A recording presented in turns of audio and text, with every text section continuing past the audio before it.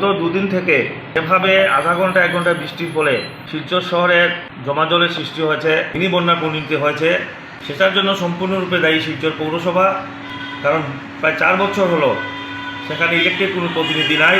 যে সমস্ত ডেভেলপমেন্টে টাকা খরচ হচ্ছে সেটা শাসক দলের একজন কি 2 জনের কথায় সেই স্কিমগুলো ধরা হচ্ছে। শহরের বিভিন্ন ওয়ার্ডের যারা জনপ্রতিনিধিরা আছেন, 4 বছর আগে কমিশনার ছিলেন, তাদেরকে কিছু জিজ্ঞেস না করে শুধু একজনের কোথায় এই স্কিমগুলো দেওয়া চলছে।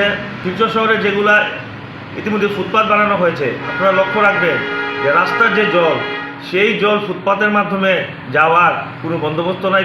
অপরিকল্পিত যে কাজ, সেই অপরিকল্পিত কাজের জন্য আজকে শিলচর শহরের নাগরিকরা এভাবে জলবন্দী অবস্থায় আছেন। আসাম সরকারের কাছে দাবি করব, অতি সত্বর যেন পৌর নিগমের নির্বাচন করিয়ে জনপ্রতিনিধিদের মাধ্যমে যেন ডেভেলপমেন্টমূলক স্কিমগুলা খরচ করা হয়।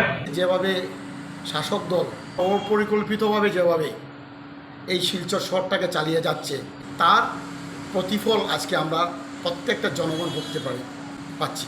2020 সনে মিউনিসিপ্যালিটি মেয়াদ শেষ হয়, 4 বছর হয়ে গেছে। এখন পর্যন্ত এই সরকার, এই শাসক দল, এই নেতা মন্ত্রী, এই এমএলএ এমপি এখন পর্যন্ত এখানের কোনো মিউনিসিপ্যালিটি ইলেকশন করাতে পারেনি, ওরা ব্যর্থ হয়েছে। একটা মিউনিসিপ্যালিটি ছাড়া কোনো দিন রাস্তাঘাট, নালা নর্দমা পরিষ্কার হতে পারে?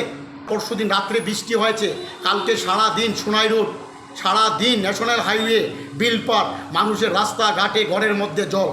আমি ধিক্কার জানাই এই শাসক দলকে। আজকে 250 জেসিবি দিয়ে 40 লক্ষ চারা গাছ উঠিয়ে নিতে পেরেছে একদিনের মধ্যে।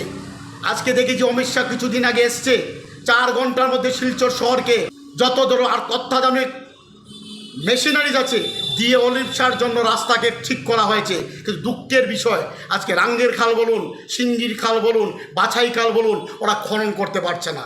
আপনাদের মানসিকতার অভাব। আপনারা মানসিকতা নয়, ভালো নয়।